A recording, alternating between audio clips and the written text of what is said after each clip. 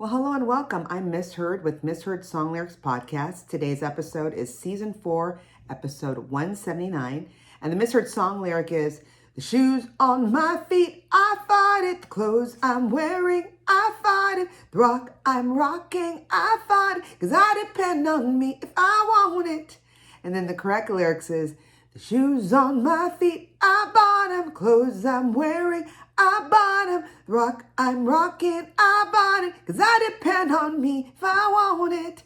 Well, if you haven't figured it out, we're doing our first ever Destiny's Child Misheard song lyric. And it's regarding their song, Independent Women Part 1. So let's just begin. I love the song, first of all, because I love the movie it's attached to. This was part of the 2000 Charlie's Angel reboot movie with Lucy Liu, Drew Barrymore, and Cameron Diaz. And also, I used to sing the song karaoke a lot in the early 2000s. Shocker, right? So let's dig in. Independent Women, Part 1. I love it. Part 1. I don't think there's a Part 2. Anyway, is a song recorded by American group Destiny's Child for the soundtrack to, like I said, the 2000 film version of the television program Charlie's Angels. I call it a reboot. And it was a good reboot.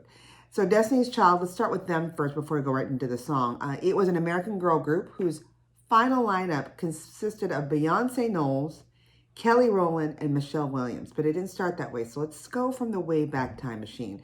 This group started their musical career called Girls Time, but time is spelled with Tyme, formed in 1990s. That's a long time ago in Houston, Texas. And after years of some decent success, the original quartet, so there were four of them, included, of course, Beyonce Knowles, Rowland, a gal named Latavia Robertson, and a LaToya Luckett, were signed to Columbia Records as Destiny's Child in 1997. Okay, they turned into mainstream and got a lot of recognition with the release of their song No, No, No, and their best-selling album, second album, called The Writings on the Wall from 1999, which also contained some number one singles, one that I know very well, actually two of them, Bills, Bills, Bills, and Say My Name, Say My Name. So those are the ones that brought them on the map, essentially. And of course, with every girl group, boy group, whatever group, they had a lot of success, but it was also plagued with internal conflict and legal turmoil, as they say. And the original members, Robertson and Luckett, attempted to split from the group's manager because, lo and behold, it was a Matthew Knowles, so Beyonce's dad. Of course, they were citing that he was definitely favoring his daughter, Beyonce, and then Kelly Rowland. So that caused the rift. And then in early 2000, when both Robertson and Luckett were gone, they were replaced by Michelle Williams, who was part, now, like I said earlier, the last lineup of the group, and a Farrah Franklin. I didn't know about Farrah. However, Miss Franklin quit after a few months, leaving the group as a trio as we know it today. They had a third album. This is what got them even bigger. Came out in 2001 called Survivor, whose themes the public interpreted as a channel to the group's experience. Produced the worldwide hit that we're talking about today, Independent Women Part 1, Survivor. I'm a survivor, na na na na na, and then Bootylicious. Funny story about Bootylicious, just quickly, I was at a karaoke contest, again, another shocker, and a cowboy-looking dude sang it. Did not expect, he did a good job. He didn't win, but he did it, so I will give him credit to that. All right, so in 2001, they announced a hiatus to pursue all their solo careers, and then the trio actually reunited 2 years later for the release of their fifth and final studio album called Destiny Fulfilled back in 2004. Gosh, it's 19 years ago. Time is flying.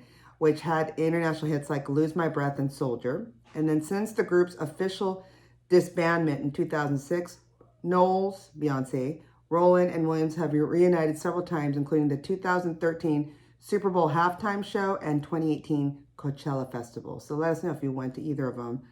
Let us know. So how did they do? They did quite well. Destiny's Child has sold more than 60 million records as of 2013. Billboard ranks the group as one of the greatest musical trios of all time and the 9th most successful artist band of the 2000s. They also placed the group 68th in its all-time Hot 100 artist list in 2008. And in December 2016, the magazine ranked them as the 90th most successful dance club artist of all time. They were nominated for 14 Grammy Awards, winning twice for Best R&B Performance by a Duo or Group with Vocals, and once for Best R&B. And speaking of which, there was a survivor lawsuit. So in March 2000, their two original members, Robertson and Luckett, filed a lawsuit against Matthew Knowles and the group. Again, Matthew is Beyonce's dad.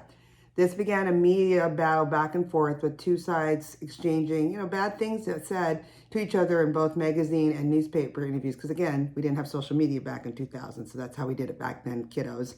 And then Roberson and Luckett agreed to settle that required her to drop their part of their lawsuit that targeted their former group members, though they retained the suit against Matthew Knowles. So they still kept it against Matthew Knowles, the father of Beyonce, and required both sides to stop disparaging each other in public.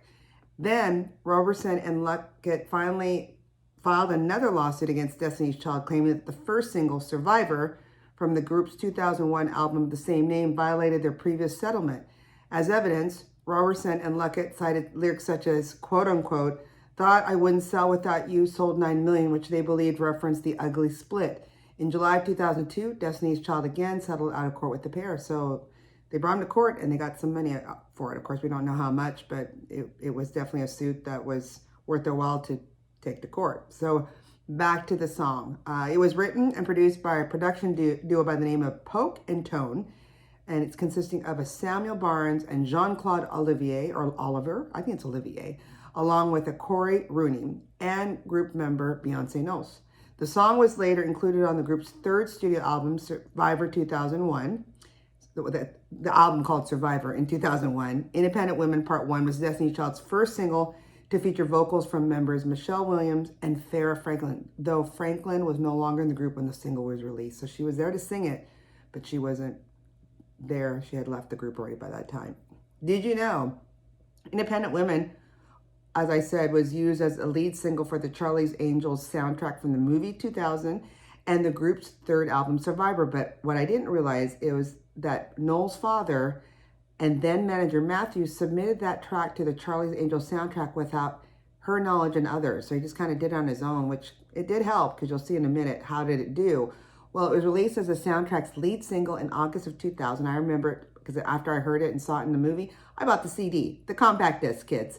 And the song held the #1 spot on the US Billboard Hot 100 for 11 consecutive weeks from November 2000 to February of 2001. Billboard compared the song's release strategy to being influenced by what Janet Jackson did with Doesn't Really Matter, saying the group began planting the seeds for the upcoming release in a similar vein. Seems to work. And then Billboard ranked the song at number 77 on their list of 100 greatest girl group songs of all time.